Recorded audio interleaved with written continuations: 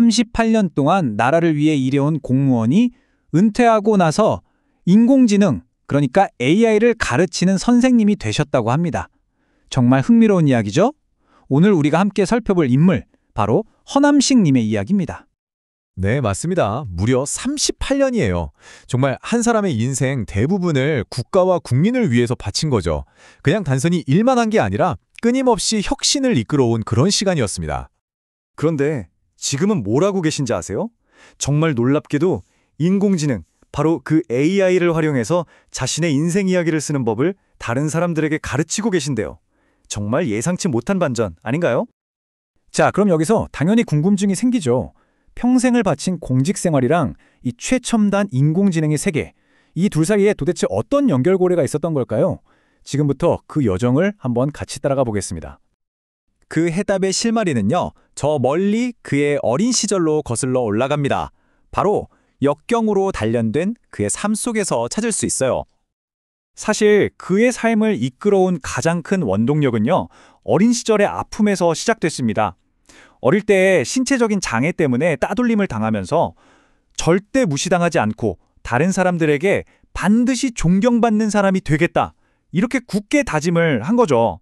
바로 이 결심이 그의 인생 전체를 바꾼 겁니다. 이런 어린 시절의 고난은 그를 무너뜨리지 못했습니다. 오히려 성실과 신독이라는 아주 중요한 삶의 철학을 만들어줬죠.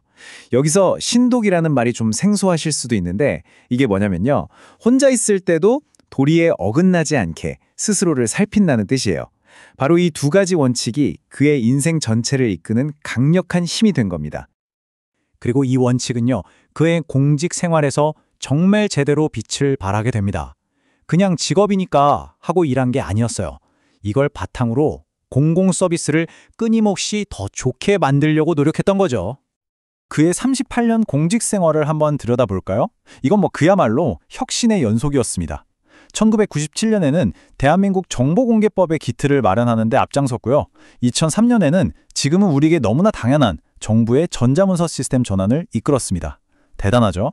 이런 노력들 덕분에 2010년에는 그가 속한 부서가 최우수 기관으로 뽑히기도 했고요.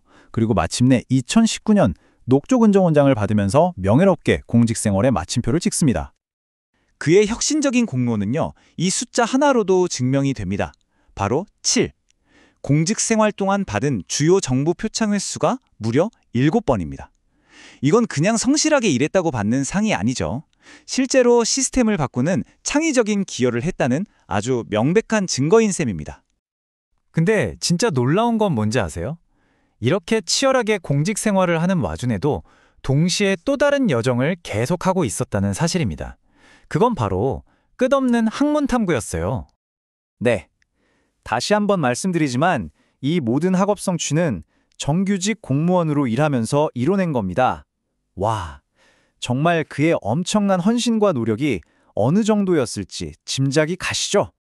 그의 학업에 대한 열정, 그 결과는 정말 대단했습니다. 연세대에서 석사과정을 할 때는 평점이 4.3 만점에 4.13이었고요. 심지어 최우수 논문상까지 받았죠. 서울시립대 박사과정에서는요, 모든 과목에서 A+를 받는 기염을 토했습니다. 여기서 끝이 아니에요. 최고의 정책과정에서는 동료들에게 지식을 나눈 공로로 지식공유상까지 받았다고 합니다. 아니, 도대체 왜 이렇게까지 공부에 매달렸을까요? 그 이유가 그의 신념에 담겨 있습니다. 그는 항상 이렇게 생각했대요. 이론적 기초가 튼튼하지 않으면 다른 사람을 논리적으로 설득할 수가 없다. 그러니까 더 효과적으로 리더십을 발휘하고 더 나은 서비스를 제공하기 위해서는 끝없는 배움이 필수라고 생각했던 거죠. 그리고 은퇴. 그의 삶은 여기서 멈췄을까요? 전혀요. 오히려 아주 치밀하게 계획된 새로운 인생의 시작이었습니다. 그는 자신의 인생 재설계를 크게 두 가지 축으로 세웠습니다. 첫 번째는 철저한 자기 개발, 그리고 두 번째는 바로 다른 사람들을 위한 봉쇄였습니다. 개인의 성장과 사회에 대한 기여, 이 두 가지의 완벽한 균형을 추구한 거죠. 자, 첫 번째 경로인 자기개발 목표를 한번 볼까요? 이걸 보면 은퇴가 정말 끝이 아니라 새로운 시작이라는 걸 알 수 있습니다. 박사 과정을 계속 밟고 자신의 전문 지식을 담은 책도 쓰고 교육이랑 상담 전문가가 되는 것까지 여기에 만족하지 않고 새로운 기술이나 자격증에도 끊임없이 도전하는 모습, 정말 멈추지 않는 열정이 느껴지지 않으세요? 22개 이상. 이게 무슨 숫자일까요? 바로 그가 은퇴한 뒤에 딴 전문 자격증의 개수입니다. 인공지능 지도사부터 시작해서 국제표준화기구 심사원 자격증까지 정말 분야를 가리지 않고 배움을 계속 이어가는 그의 의지를 보여주는 숫자죠.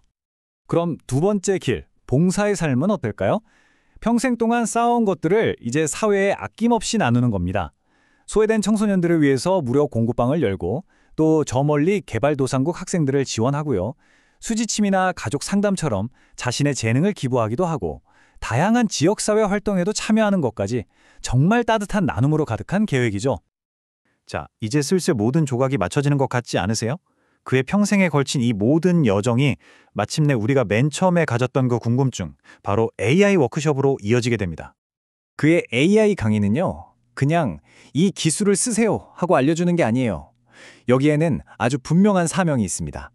바로 시니어 세대가 인공지능이라는 새로운 도구를 통해서 자신의 소중한 삶의 지혜와 경험을 하나의 이야기로 남길 수 있도록 돕는 것.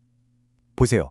평생학습, 혁신적인 도구의 활용, 그리고 다른 사람을 위한 봉사. 그의 삶을 관통해온 모든 가치가 바로 이 AI 강의 하나에 전부 녹아있는 거죠. 그의 나의 인생 이야기 AI 과정은 아주 체계적으로 구성되어 있습니다. 맨 처음 챗 GPT를 어떻게 시작하는지부터 알려주고요. 그 다음엔 나의 어린 시절을 회상하며 글을 써보고 청년기의 도전도 기록하고 나의 일과 삶을 쭉 정리해봅니다. 그리고 마지막으로 인생의 교훈과 미래 계획을 세우는 거죠. 이렇게 복잡해 보이는 기술을 누구나 자신의 이야기를 쓰는 도구로 쓸 수 있게 만들어주다니 정말 멋지지 않나요? 그는 자신의 교육 철학을 이 한 문장으로 압축해서 말합니다. 인생의 진짜 비극은 재능이 부족한 게 아닙니다. 우리가 이미 가지고 있는 강점을 제대로 활용하지 못하는 것이 진짜 비극입니다. 끊임없이 자기를 개발하고 자신의 잠재력을 최대한 끌어내야 한다는 그의 신념이 그대로 담겨있는 말이죠. 허남식님의 이야기는 멈추지 않는 성장에 대한 기록 그 자체입니다. 그리고 이 이야기는 이제 우리 모두에게 질문을 던지는 것 같아요. 여러분 인생의 다음 챕터는 과연 무엇으로 채워질까요?